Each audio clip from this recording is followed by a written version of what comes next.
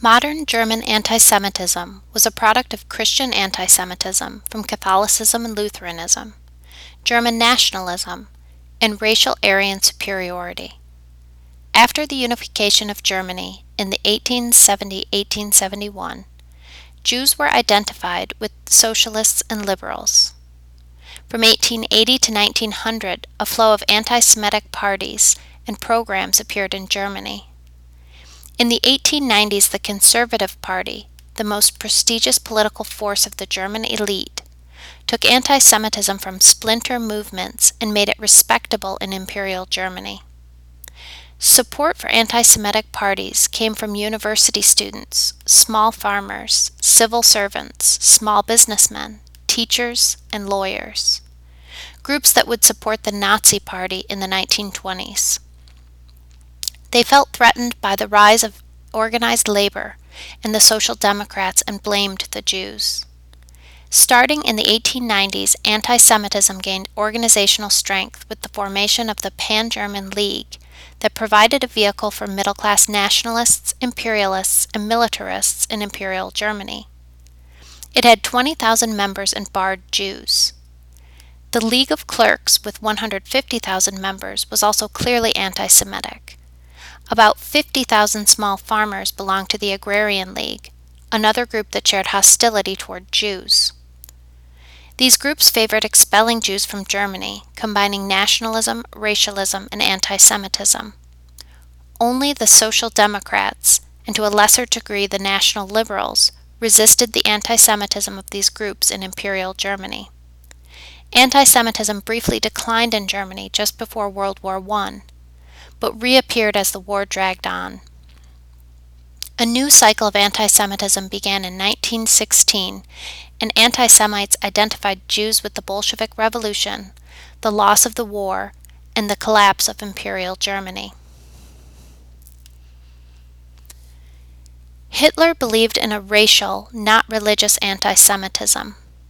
Conversion did not eliminate Jews based on racialism. Catholics or Lutherans of Jewish origin remained Jews by race, regardless of their religious affiliation. Elimination of Jews would require removing anyone of Jewish racial origin. Jews were a race, not a religion, to Hitler. Bolshevism was a Jewish conspiracy, and Hitler's ultimate goal was the destruction of the Bolshevik state in the Soviet Union. Hitler would see it as part of his war against the Jews. The German race needed living space, Lebensraum. Hitler's interpretation of German destiny and foreign policy required the annexation of territories in his mind that belonged to Greater Germany, like Austria, and the acquisition of territory in the East that would allow the Germans to gain land and workers for the expansion of the Aryan race. The idea came from Alfred Rosenberg, a Baltic German and émigré from Russia, who influenced Hitler and the developing Nazi Party.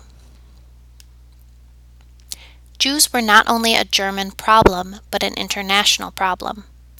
Hitler perceived Jews as the racial enemy of Aryans, but the solution to the Jewish problem was not restricted to Germany. This is why Hitler would not be satisfied with the emigration of over half of Germany's Jews prior to World War II, or their elimination of the remainder during the war. All Jews, wherever they live, must be eliminated since they are a racial bacterium that threatens Aryans. Jews could be destroyed in Germany's self-defense. Since Jews were a germ to be destroyed, they could be eliminated without scruples.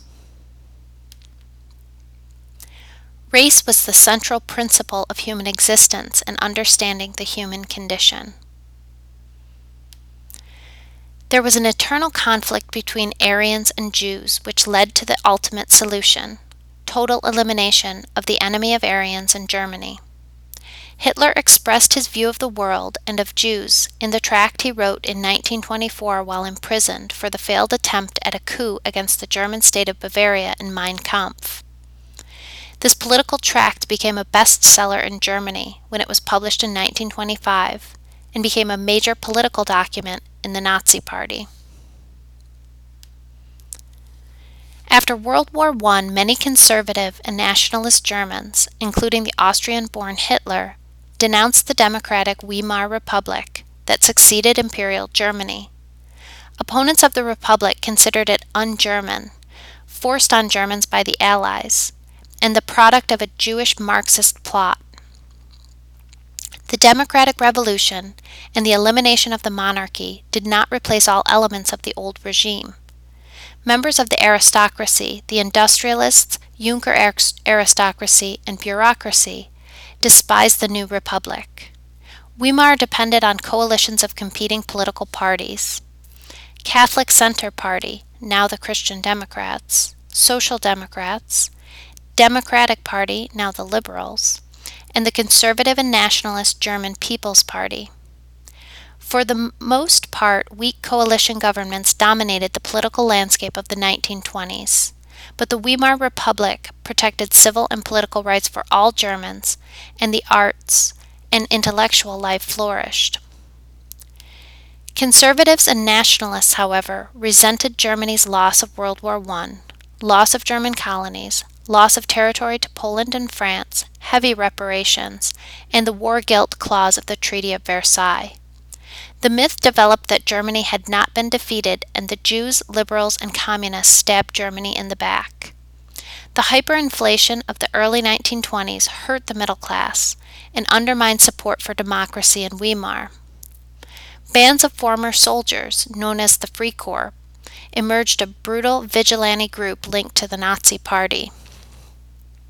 Hoping to take control by force, members of the Nazi Party led by Hitler and its paramilitary SA, or Brown Shirts, attempted a coup to seize control of Bavaria and eventually all of Germany in March 1923, the way Benito Mussolini's March on Rome in 1922 with his black shirts seized power in Italy. However, the Bavarian police stopped the coup and killed 16 of the SA's stormtroopers. Hitler was arrested and tried for treason in February 1924. While the jury convicted him, the judge was sympathetic to the radical rights and gave Hitler a 9-month sentence.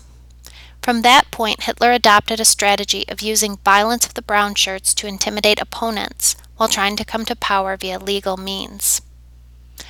Once out of prison, Hitler resumed his popular attacks on the Jews and continued to build support for the Nazi Party in the 1920s. Widespread hostility toward Jews and the outcome of World War I, combined with the economic problems of the early 1920s and the later Depression, created support of the Nazis. Whenever Hitler delivered speeches to promote the Nazi Party in the 1920s, he found that attacks on Jews generated applause from listeners. Police and press reports confirmed the popularity of Hitler's anti-Semitic rhetoric. As early as March 1930, the Nazis proposed legislation that anyone who marries a Jew or a colored person betrays the Aryan race. They became the second largest party in Germany, winning 18% of the vote in the 1930 elections. Between 1930 and 1932, thugs from the Nazi Party's paramilitary groups, the Brown Shirts and the New SS, or Black Shirts, attacked opponents on the streets of German cities. By 1932, unemployment in Germany reached 30%, and the governments of the Weimar Republic from 1930 to 1932 were unable to create stable coalitions to deal with the country's economic problems. Voters moved to extremes, supporting the Communist Party on the left and Nazis on the right. The conservative establishment wanted an authoritarian government to replace the Weimar Republic and gravitated to smaller nationalist parties and to the Nazis, hoping for a coalition on the right to take over. In July 1932, the Nazis polled 14 million votes, 37%, and elected 230 deputies to the Reichstag. The Nazis became the largest party in Germany, and many conservative Protestants voted for the Nazis, while Catholics stayed with the Center Party. Socialists lost votes to the Communists, who won 17% of the vote. The Democratic Center that supported the Weimar Republic was giving way to extremes on the left and right. President Paul von Hindenburg did not want to appoint Hitler chancellor and encouraged a coalition as an alternative with Hitler as vice-chancellor, but Hitler refused. Unable to form a government, new elections were held in November 1932.